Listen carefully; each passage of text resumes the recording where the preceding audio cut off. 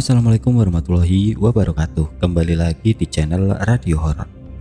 Untuk kisah kali ini masih dari cerita yang ditulis oleh akun Twitter yang bernama @bristory. Dan untuk kisah yang akan saya bawakan kali ini yaitu kisah yang berjudul Cekam Jurit Malam 1997. Sebelum kita masuk ke cerita ini, tekan dulu tombol like video ini dan juga tekan tombol subscribe channel ini dan nyalakan juga lonceng notifikasinya agar teman-teman tidak ketinggalan cerita-cerita baru dari channel ini. Bagi teman-teman yang ingin baca langsung cerita ini, follow juga akun penulis yang nanti linknya akan saya sertakan di kolom deskripsi. Dan seperti apa untuk kisah kali ini? Langsung saja kita simak berikut ini.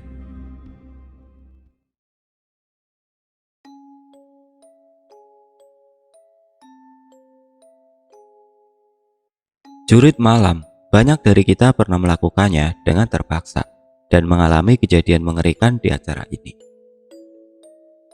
Aldo dan Malik akan cerita tentang pengalaman mereka di acara jurit malam di salah satu kaki pegunungan di Bogor tahun 1997. Enggak sama sekali aku nggak berani untuk menatap ke depan, nggak berani melihat sekeliling. Pandangan tetap dan terus aku arahkan ke bawah, hanya melihat jalan setapak yang sedang kami lewati. Pocongnya masih ada, Duk. Masih berdiri di bawah pohon. Begitu Malik bilang sambil menangis pelan. Udah, Lek. Jangan lo lihat terus. Jangan lihat lagi. Jawabku pelan. Kami terus menyusuri jalan setapak ini. Jalan setapak tanah yang semakin licin karena tumbuhan air hujan yang terus turun menggerimis. Pepohonan rindang memenuhi hampir seluruh ruang hutan yang sedang kami coba untuk lewati. Bunyi dedaunan bertepuk satu dengan lain karena bergoyang ditimpa tetesan air hujan. Bukan karena angin, semakin menambah mencekam suasana. Aku dan Malik masih dalam perjalanan menuju pos 4. Sungguh perjalanan yang teramat panjang. Ketakutan terus menyeruak, memenuhi isi jiwa dan pikiran. Aldo, gue udah gak kuat lagi. Gue capek banget, Duk. Sekali lagi Malik berkata dengan gemetar. Sedikit lagi, kita harus kuat. Gak bisa berhenti di tempat kayak gini, jawabku. Pocongnya masih ada, Duk. Bau kentang rebus samar-samar terus tercium sejak tadi. Tercium di antara bau tanah yang tersiram hujan. Siapa yang merebus kentang di tengah hutan pada tengah malam seperti ini? Entah apa yang ada di dalam pikiran. Detik berikutnya, aku malah melirik ke tempat di mana pocong itu berada.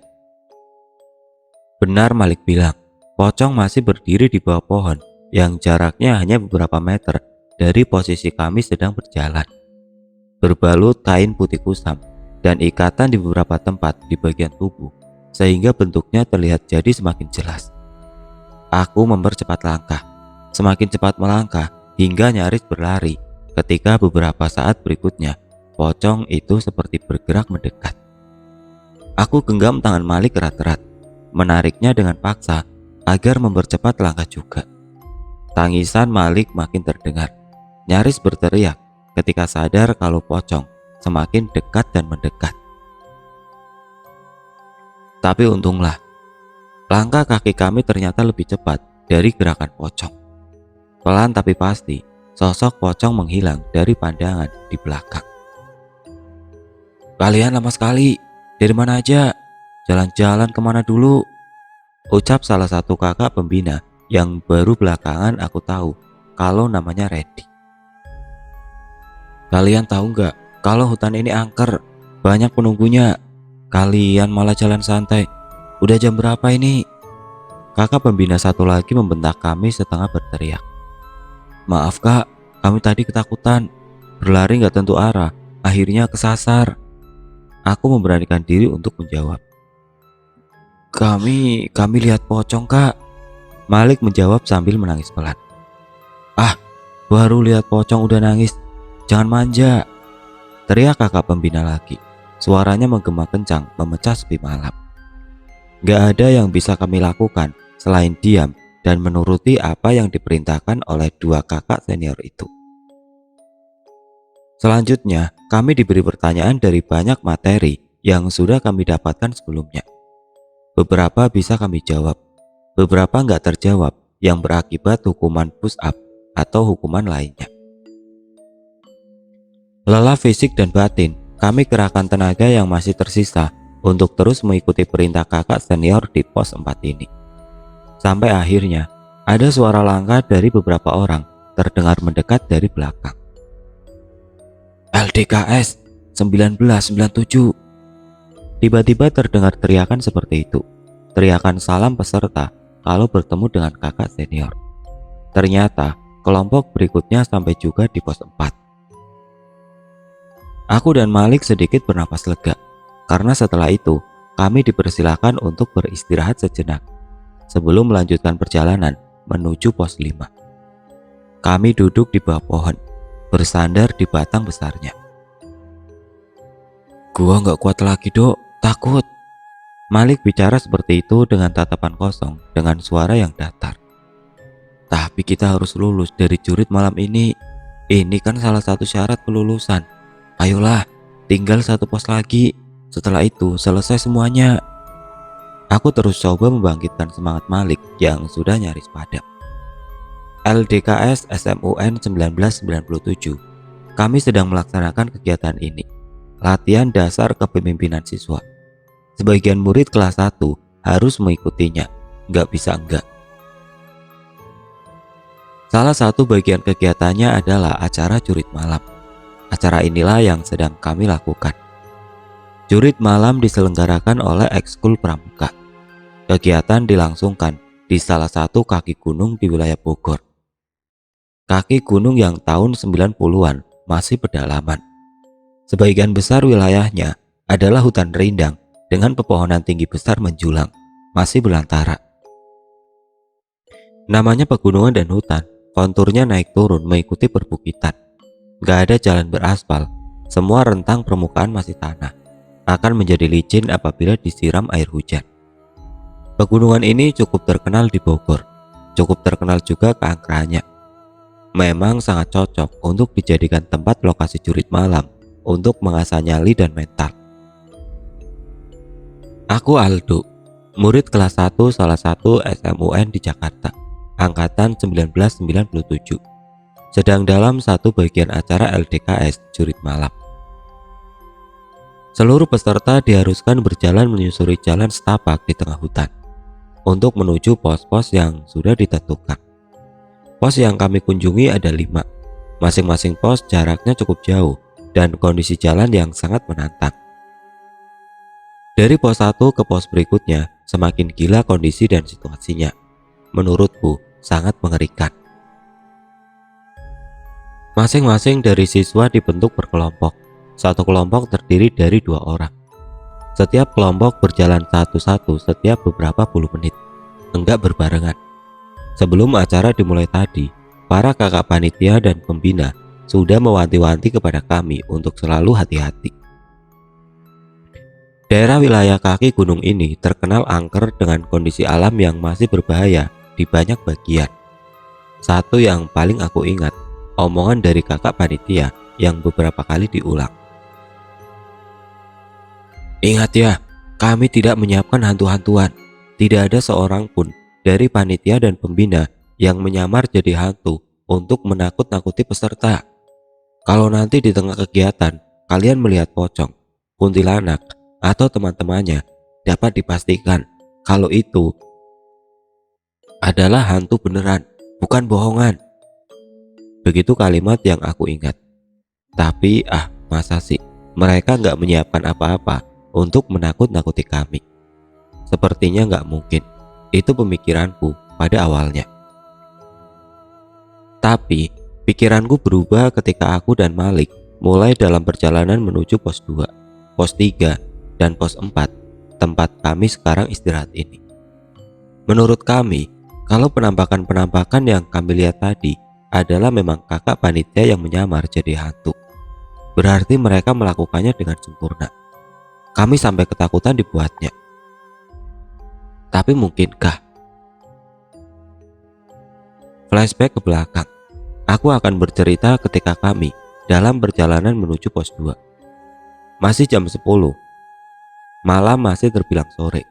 Langkah kami masih mantap menjalani tugas dan aktivitas jurit malam yang baru saja dimulai.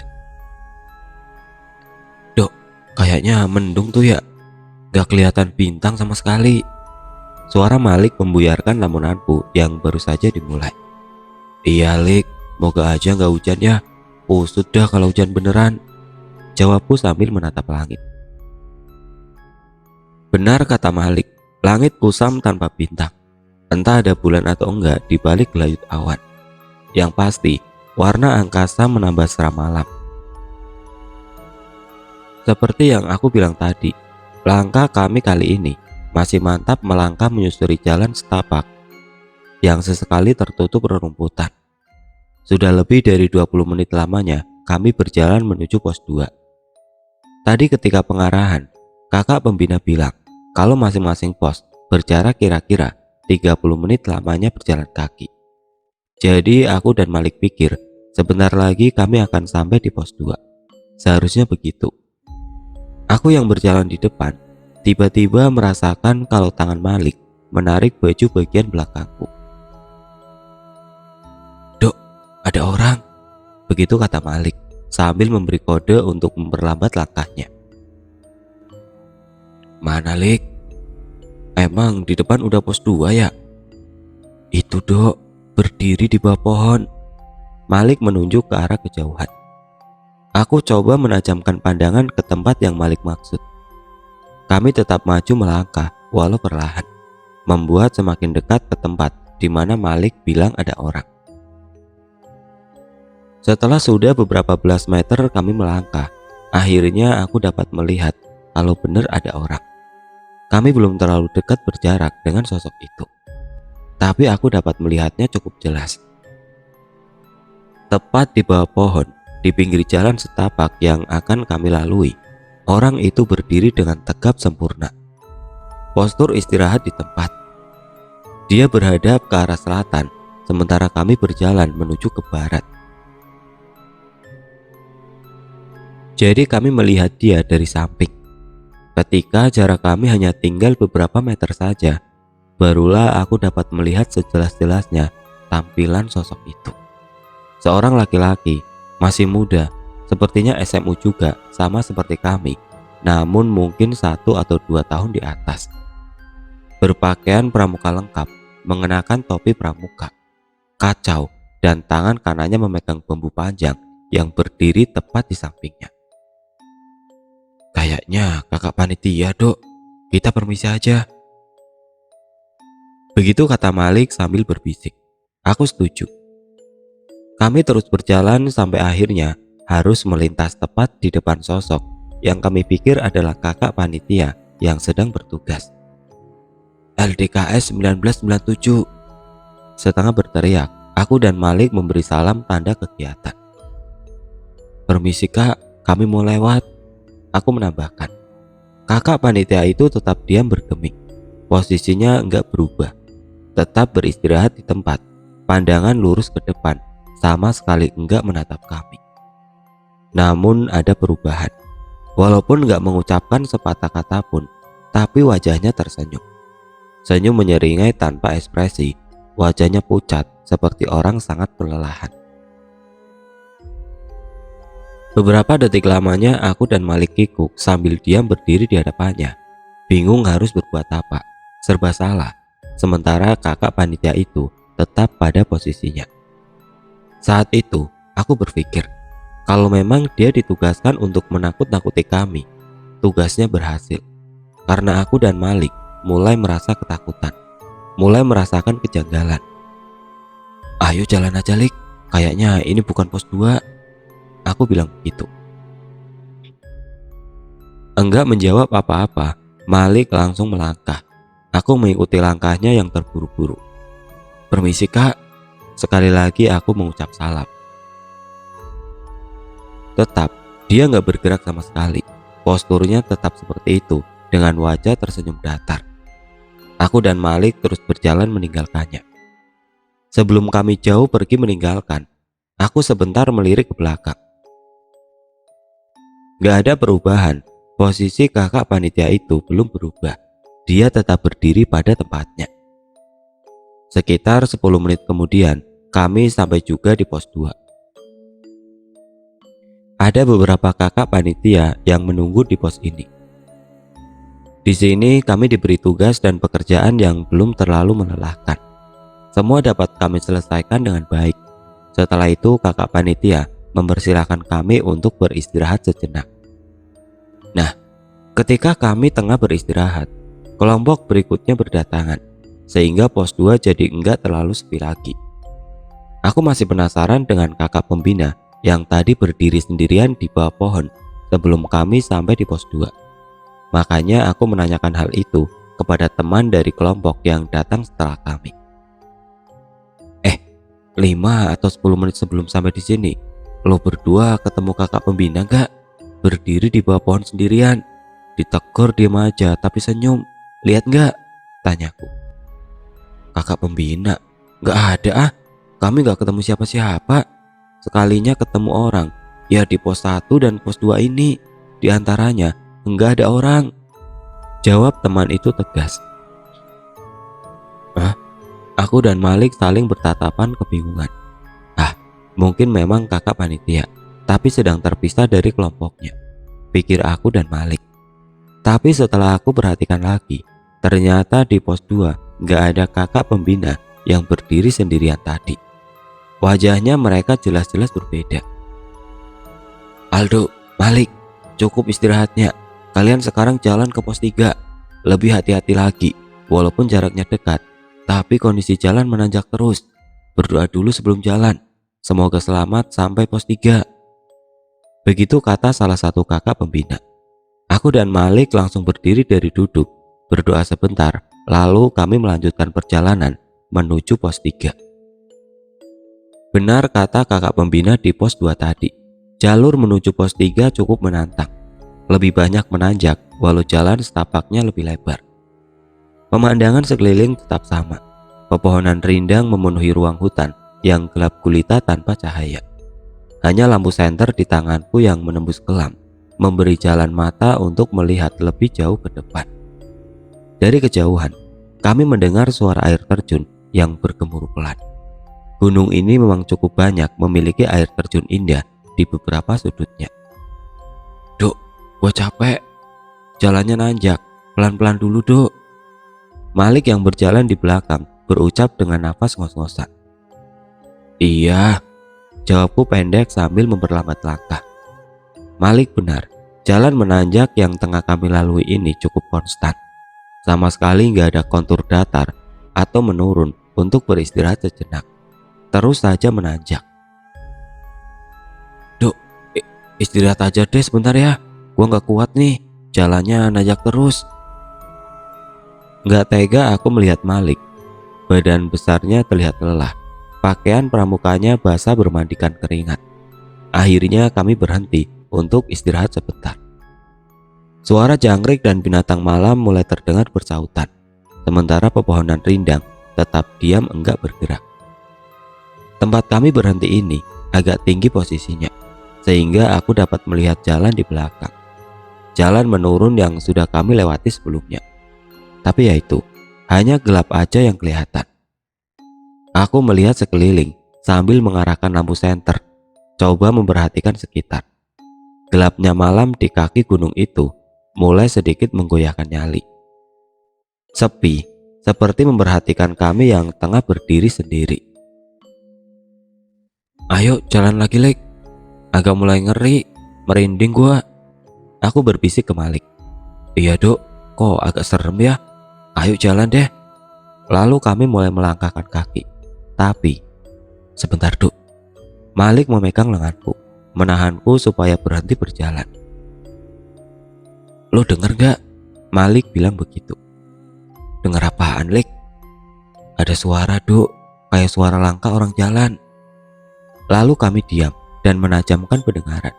Benar, ternyata terdengar ada suara di kejauhan. Awalnya sangat samar, hampir-hampir enggak terdengar.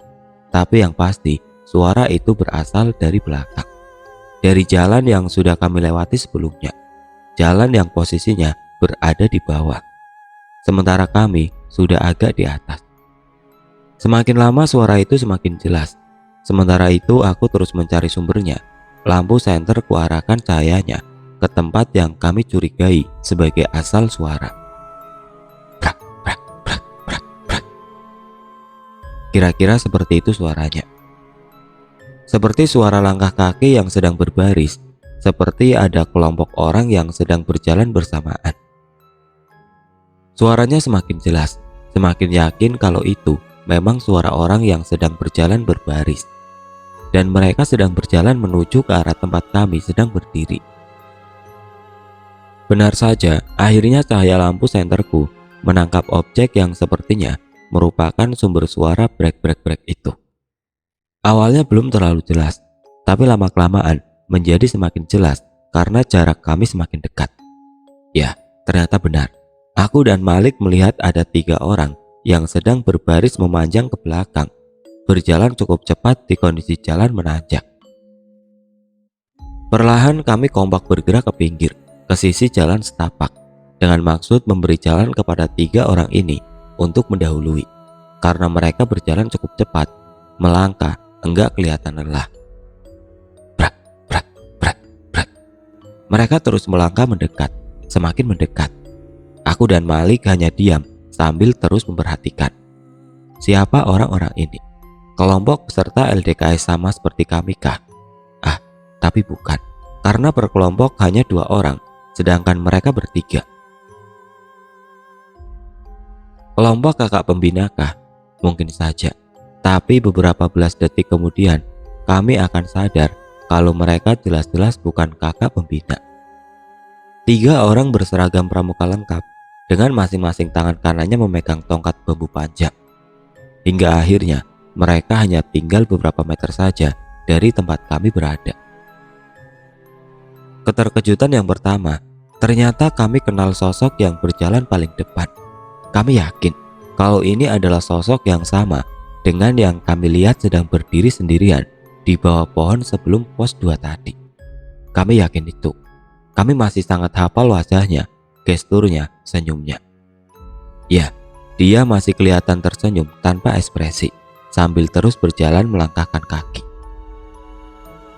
Sementara di belakangnya ada 2 orang dengan penampilan sama, berpakaian pramuka lengkap dengan topi dan kacu.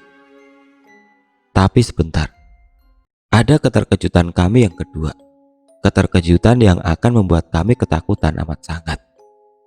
Setelah mereka benar-benar sudah berada di hadapan, secara sadar dan sangat jelas, kami melihat kalau ternyata sosok yang berjalan paling belakang enggak mengenakan topi pramuka. Seperti 2 teman di depannya, tapi tetap mengenakan seragam pramuka lengkap. Tahu nggak kenapa sosok yang berjalan paling belakang itu enggak mengenakan topi? Dia enggak memakai topi karena enggak memiliki kepala. Dia berjalan berbaris di belakang tanpa kepala.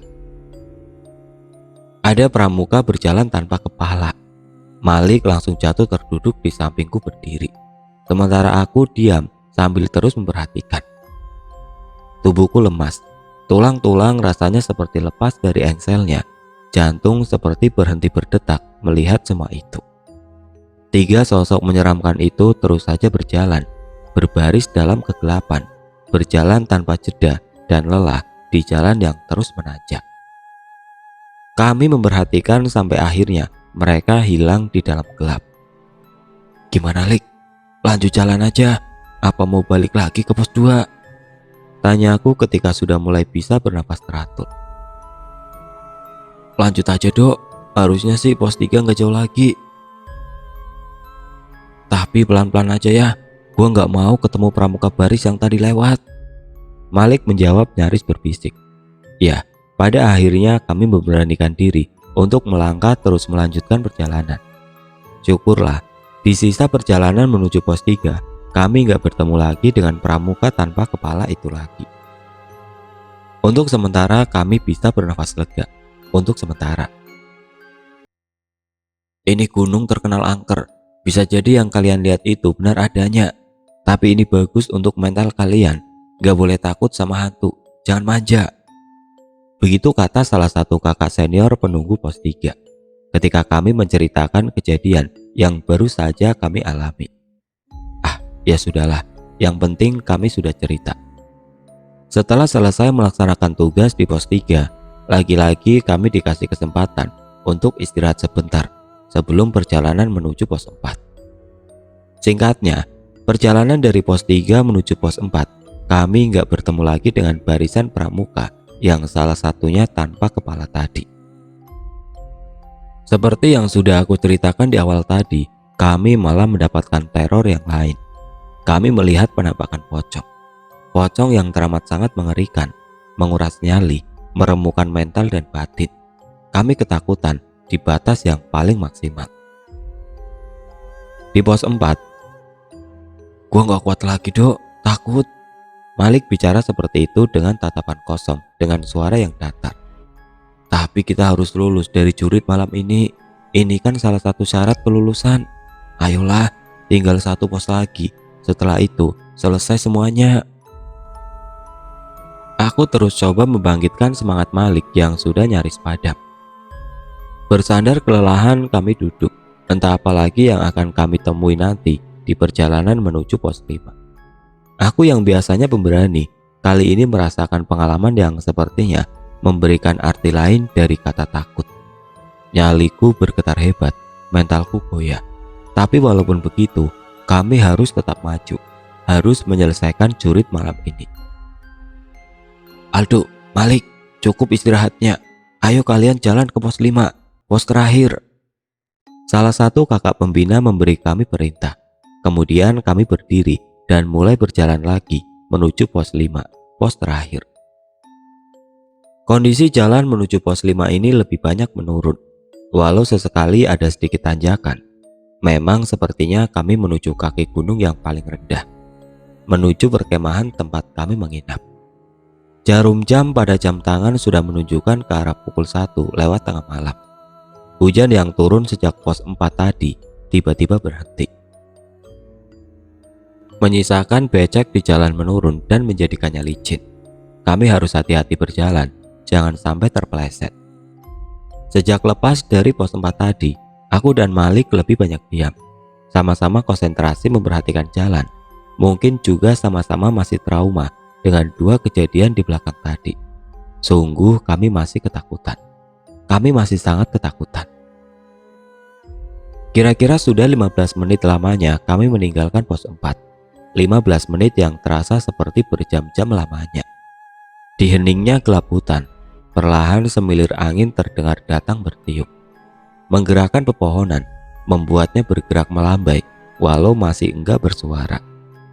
Suara jangkrik dan binatang hutan lain yang tadinya cukup ramai bersautan, perlahan menghilang, menyisakan sepi yang teramat sangat. Hanya hembusan angin yang jadi iringan kelam.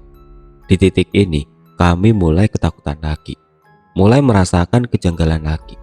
Karena sepinya beda, heningnya mencekam. Duk, cepetan duk, buruan. Malik yang lagi-lagi berjalan di belakang bilang begitu, sambil tangannya mendorong tubuhku, memaksa aku untuk berjalan lebih cepat lagi. Aku menuruti omongannya, lalu melangkahkan kaki lebih cepat di atas jalan setapak yang masih licin akibat hujan. Ada apa, Lek? Tanyaku setengah berbisik. Jangan nengok ke belakang, ada pramuka yang gak ada kepalanya. Malik bilang begitu dengan suara gemetar. Mendengar Malik bilang begitu, aku semakin cepat melangkah. Tapi rasa penasaran mengalahkan segalanya. Akhirnya aku nekat untuk menoleh ke belakang. Benar, di belakang kami ada sosok berseragam pramuka berjalan tanpa kepala.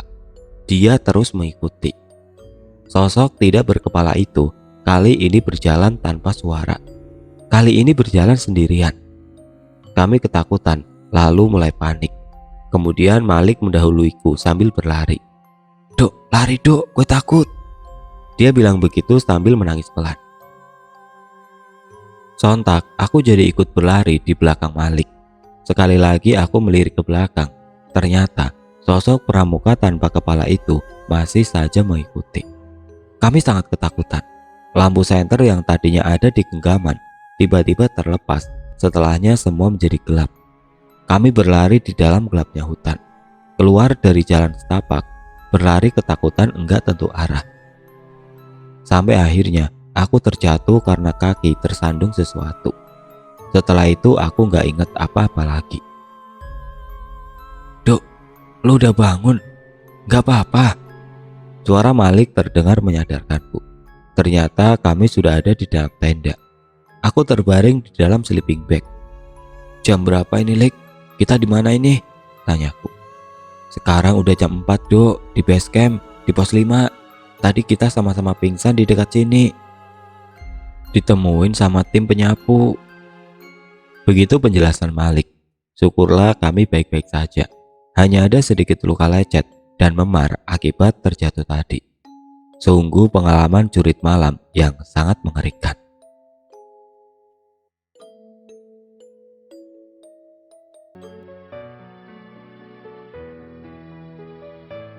Oke teman-teman, sekian untuk cerita kali ini. Bagaimana menurut kalian tentang kisah ini? Tulis komentar kalian di kolom komentar.